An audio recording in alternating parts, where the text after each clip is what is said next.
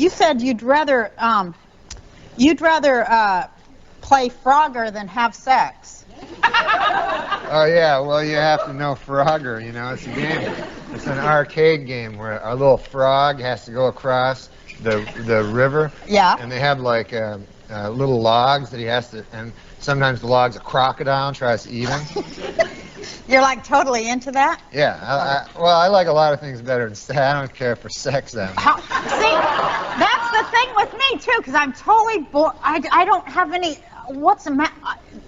Yeah, it hasn't like gotten better over the centuries. You know, it's always the same thing. It's very like I had sex when I was a young man, and then I had it for a while, and then I realized it's kind of always the same thing.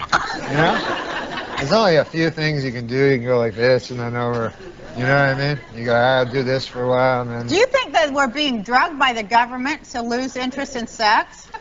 Oh, no, I just think it's a thing that, like, you know, when people go, hey, you know, that guy's he's good in bed, you know? And to me, like, how hard is it? You know? It's not like if you're good in badminton or something, you know, that's a hard thing, badminton, you gotta, and Frogger, you know, but sex, you can figure it out in like 10 minutes, you know. Yeah, and like goats do it and stuff. You know, like goats and pigs and stuff all do it, so how special can it be? Exactly. Show me a goat that can get past the 3rd level of Frogger. That's right, Nora. That's right.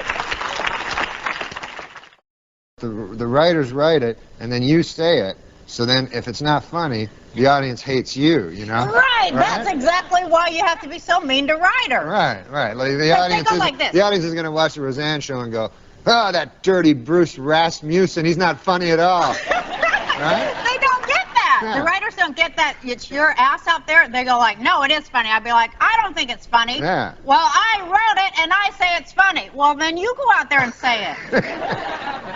They want they kind of want a robot that'll just say anything. Yeah, but they're good people, the writers, you know. I have to go back and talk to them after the show. Yeah, remember when I used to make y'all wear numbers? Yeah. Yeah, Roseanne made us all wear numbers on our shirts so she wouldn't have to speak to us as human beings. So, you know, she'd say, hey, just number 9. And actually, we have some writers on this show that worked at Roseanne, your show.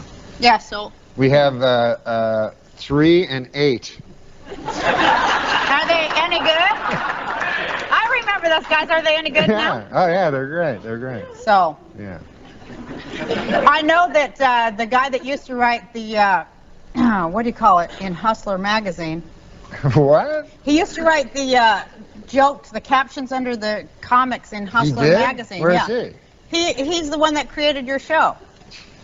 He is? He's the most talented. Yeah, he's the most talented of all of them. He also did Drew Carey. He's the most talented number I ever had on that show. Yeah. And I wish him the best. Yeah, and he's Bruce Halford. Yeah, 3. Yeah, he started out at Hustler magazine. Yeah, I didn't know that. Those things were hysterical. He never told me that. You mean like the really dirty cartoons with the blood and everything? Yeah. Yeah, and then they have those captions. They were funny. Yeah, they're hilarious. That one time I had a psychiatrist. Yeah. Like, and because they told me I should go see a psychiatrist. I didn't want to go see one or anything like that. But so I go to see this dude, the psychiatrist, and I'm talking to the guy, and I couldn't think of any problems or anything that I had. You know, I was just like, guy I'm working with is kind of a troublemaker, you know, and the boss is always. So I'm just like, I had nothing to say, and the guy's like sitting there, you know. So then I go to the guy twice, right? And then I'm reading the paper. The guy kills himself. Really? Yeah, he killed himself. And then I was reading his horrible life, like he was on all these drugs, and he was one of those guys that like to hang themselves there to have sex, and all this weird stuff. Anyway. Oh, my God! Yeah, and then I just kept thinking, good God, like the last week of his life, he was listening to my boring problems, you know? He's all troubled, and I'm going, anyways, the guy, you know, I don't think he respects me, my boss, you know? That's kind of, did like that, how deeply did that frighten you? When you read it in the paper that he killed himself. Yeah, I don't like hearing about guys killing themselves. That's really scary, isn't it? Yeah. Especially a psychiatrist, you figure they got it all going on in their head, right? Yeah. And then, like, when you find out they're crazier than you. Yeah. I don't like that. Because I don't like those psychiatrists, too. I'm always afraid, like, that, you know, they get you under their spell there. Yeah, and then, they do. And then you don't have anybody else. You only trust the guy. Yeah. And then, of course, first thing he does is have sex with you. That's right. Right?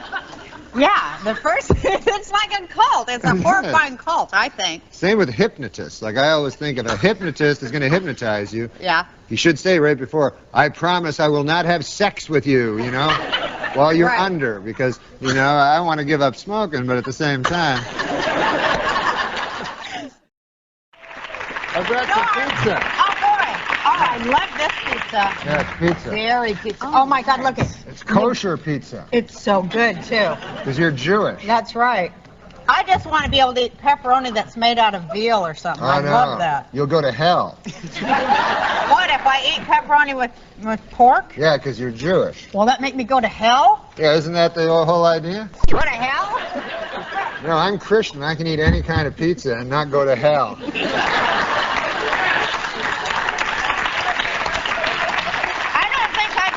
For eating it either. Oh, you don't? No, I don't go to hell. Well, they don't specifically mention pizza in the Old Testament, but it's But they do mention pepperoni. Yeah.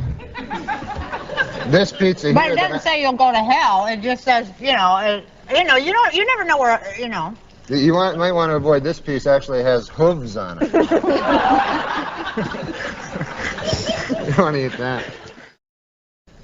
And I said, listen, man, because I kept hearing these things about how old people always have sex. Yeah. So I said to my grandmother, grandfather, you still have sex with my grandmother? He was like, good Lord, no.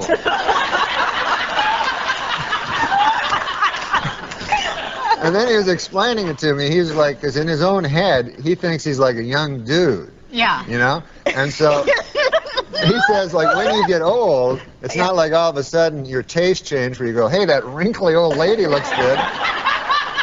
He told you that? Yeah. Wow. He said that people still look good when they're in their 20s to, like, real old guys? Yeah. Because he said whenever he looked in the mirror, he was always shocked because he thought he was like a doughboy back in the First World War. You know? He thought he was a handsome dude.